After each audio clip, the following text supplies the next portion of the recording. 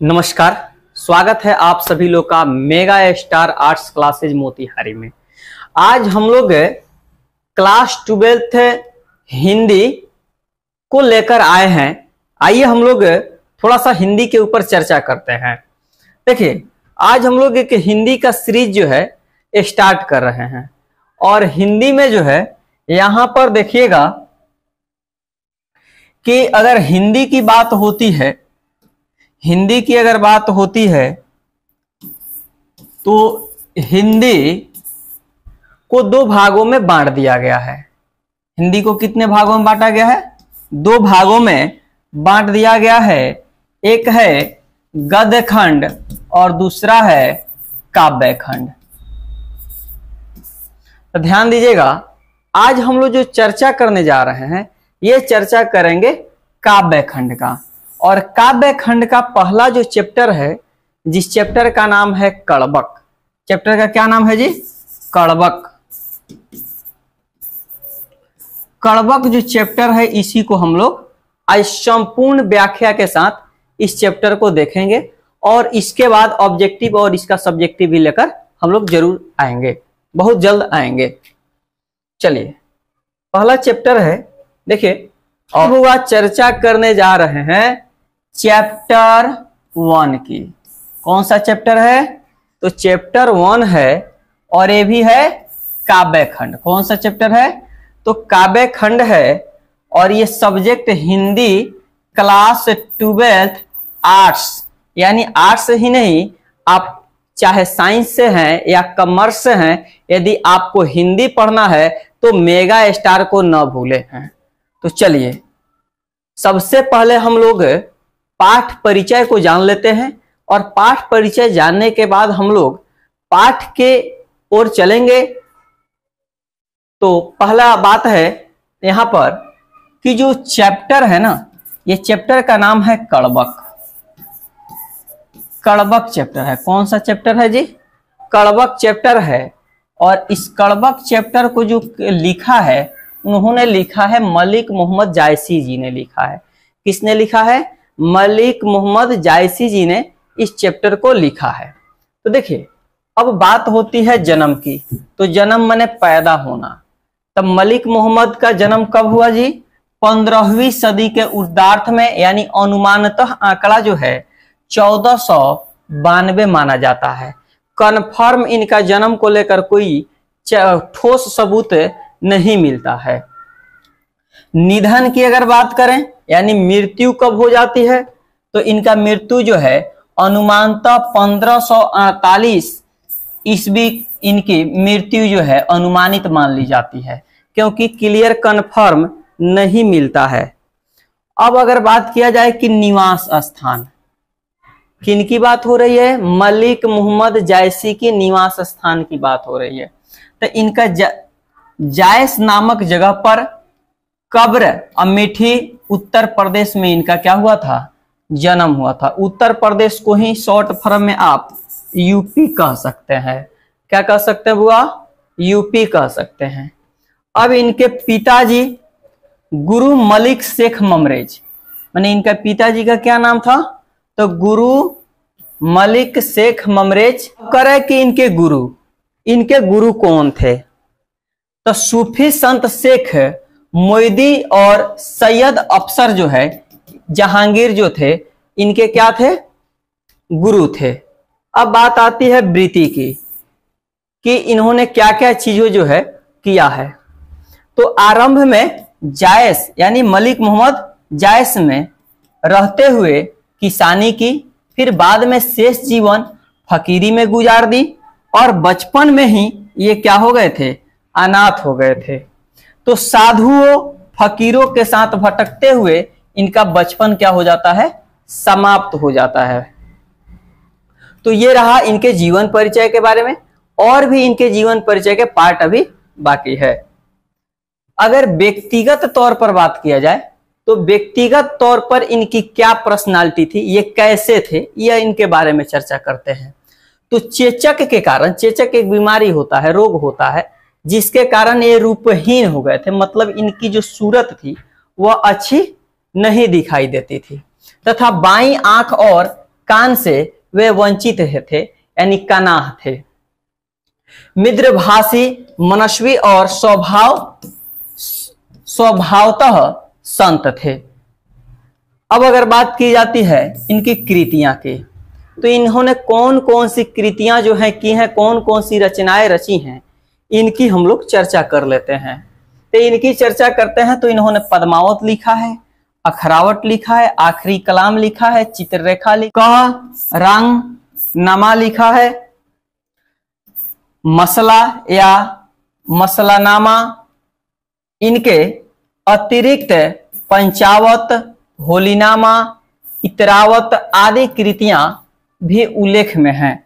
मतलब सबसे ज्यादा जो प्रसिद्ध अगर इनकी कोई कृतियां हैं तो वो पद्मावत है, अखरावट है, आखिरी कलाम है और चित्ररेखा है। इनको ज्यादातर आप लोग फोकस करेंगे और ज्यादा से ज्यादा देखने का प्रयास करेंगे। अपने पद के द्वारा मलिक मोहम्मद जायसी जी कहते हैं, क्या कहते हैं देखिएगा।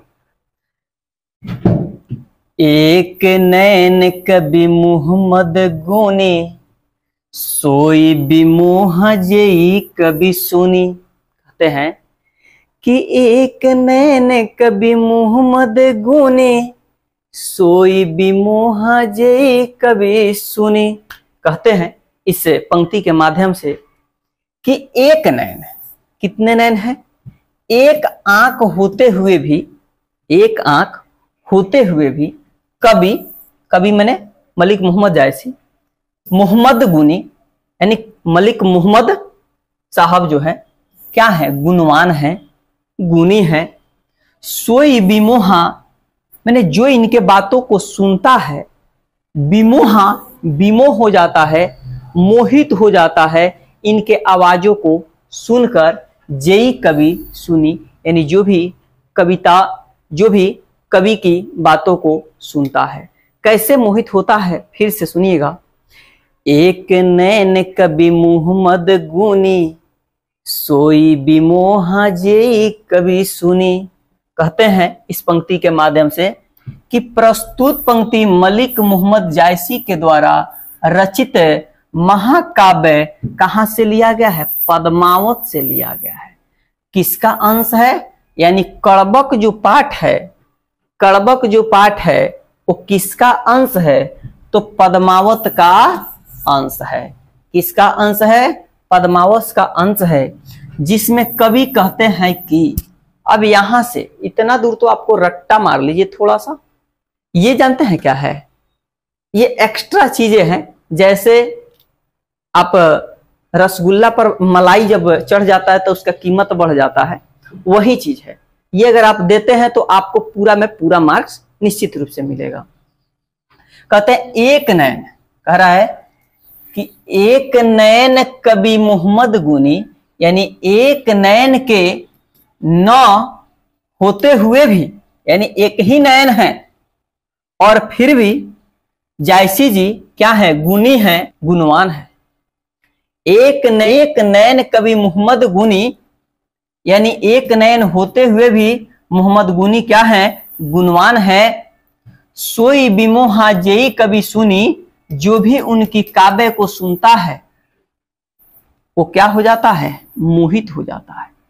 अगले पंक्ति में कहते हैं, चांद जैसे जग विधि अवतारा, दिन कलंक किन्हीं उजियारा, जग सूझाए कहीं नैनाहा, हुआ सुख असनख तहमाहा। कहते हैं इस पंक्ति के माध्यम से मलिक मोहम्मद जायसी जी कहते हैं कि प्रस्तुत पंक्ति मलिक मोहम्मद जायसी के द्वारा रचित महाकाव्य पद्मावत का अंश है, जिसमें कवि कहते हैं कि ईश्वर ने उन्हें चंद्रमा की तरह धरती पर उतारा, चांद जैसे जग विधि अवतारा, यानी चांद के जैसन, जग मने संसार, मने चांद के जैसा भगवान ने, ईश्वर ने इनको भी क्या किया था? उतारा था इस दुनिया में, विधि में अवतारा। दिन कलंक किन्हीं उजियारा, लेकिन जैसे चंद्रमा में कमी है वैसे ही कवि में भी कमी है, फिर भी कवि चंद्रमा की तरह अपने काव्य की प्रकाश से पूरे संसार में प्रकाश फैला रहे हैं। कहते हैं सूझा एक ही नैनाहा, जिस प्रकार अकेला शुक्र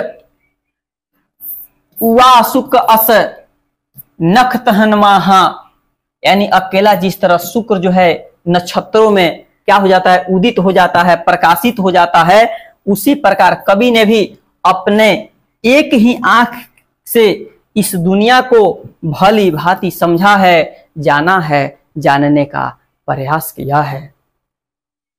अगला पंक्ति कहते हैं कि जौलहि अम्बहि डाब न होई, जौलहि अम्बहि डाब न होई, तौलहि सुगंध बसाए न सोई। कहते हैं कि जब तक जौलहि माने जब तक, जौलहि अम्बहि डाब न होई, जब तकले आम में क्या होता है, डाब नहीं होता यानी नुकीला नहीं होता है, जब तक उसमें मोजर नहीं होता है तब तक उसमें क्या होता है, सुगंध नहीं होता है। प्रस्तुत पंक्ति मलिक मोहम्मद जायसी के द्वारा रचित काव्य खंड पद्मावत का अंश है, जिसमें कवि कहते हैं कि जब तक आम में नुकीली डाब यानी मजरी यानी मोजर नहीं होती तब तक उसमें भी सुगंध नहीं आता। तौलहि सुगंध बसाई ना सोई, तब तक उसमें भी सुगंध नहीं आता है। आगे कहते हैं मलिक मोहम्मद जायसी जी, किन्ह समुद्र पानी जो खारा, तो अति भयो असुर अपारा। करें कि प्रस्तुत पंक्ति मलिक मोहम्मद जायसी द्वारा रचित पद्मावत का अंश है, जिसमें कवि कहते हैं कि समुद्र को पानी खरा है, किन्ह समुद्र पानी जो खारा, समुद्र का पानी क्या है जी, खरा है, तो अति भयु असुर अपारा, इसलिए वो असुर है, अपार है। कौन असुर है, अपार है, समुद्र का पानी। क्यों? क्योंकि वो उसका पानी क्या होता है, खारा होता है, नमकीन होता है। फिर कहते हैं मलिक मोहम्मद जायसी जी कि जो सुमेरु त्रिशूल विनाशा, भा कंचन गिरी आगे आकाशा। कहते हैं कि प्रस्तुत पंक्ति मलिक मोहम्मद जायसी के द्वारा रचित महाकाव्य पद्मावत का अंश है, जिसमें कवि कहते हैं कि जब तक सुमेरु पर्वत को त्रिशूल से, जौ सुमेरु त्रिशूल विनाशा, यानी जब तक सुमेरी पर्वत को त्रिशूल से नष्ट नहीं किया गया तब तक वो सोने का नहीं हुआ। भा कंचन गिरी आगे आकाशा, तब तक वह सोने का नहीं हुआ। अगला पंक्ति में कहते हैं जौलहि घड़ी कलंक न पड़ा, कांच होई नहीं कंचन करा। कहते हैं कि जौलहि घड़ी कलंक न पड़ा, कांच होई नहीं कंचन करा। यानी देखिए प्रस्तुत पंक्ति किसका दिया, मलिक मोहम्मद जायसी के द्वारा रचित महाकाव्य पद्मावत का अंश है, जिसमें कवि कहते हैं कि जब तक घड़िया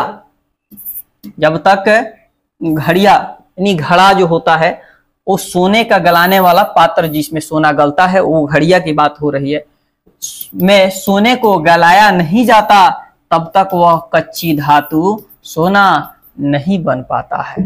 अगला पंक्ति कहते हैं कि एक नैन जस दर्पण, औते ही निर्मल भाव, सब रूपवंत गही मुख जो है कई चाऊ।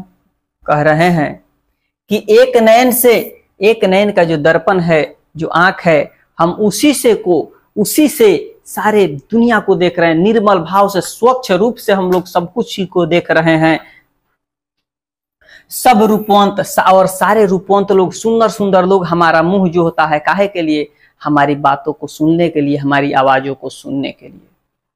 कहते हैं कि प्रस्तुत पंक्ति मलिक मोहम्मद जायसी के द्वारा रचित महाकाव्य पद्मावत का अंश है, जिसमें कवि कहते हैं कि वे एक नैन के होते हुए भी, एक नैन जस दर्पण, एक नैन के होते हुए भी दर्पण की तरह, यानी दर्पण औते ही निर्मल भाव, निर्मल और स्वच्छ भाव वाले हैं, और उनकी इसी गुण की वजह से बड़े बड़े रूपवान लोग यानी सब रूपवंत गही मुख जो ही कई चाऊ, और लोग उनके चरण पकड़कर कुछ पाने की इच्छा के लिए उनके मुख की तरफ ताकते हैं, इंतजार करते हैं कि इनसे कुछ हमें मिल जाए।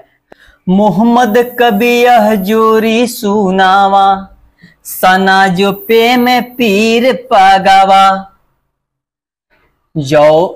जौरी लाई रकत के ले गाढ़ी प्रीति नैन जल भेई।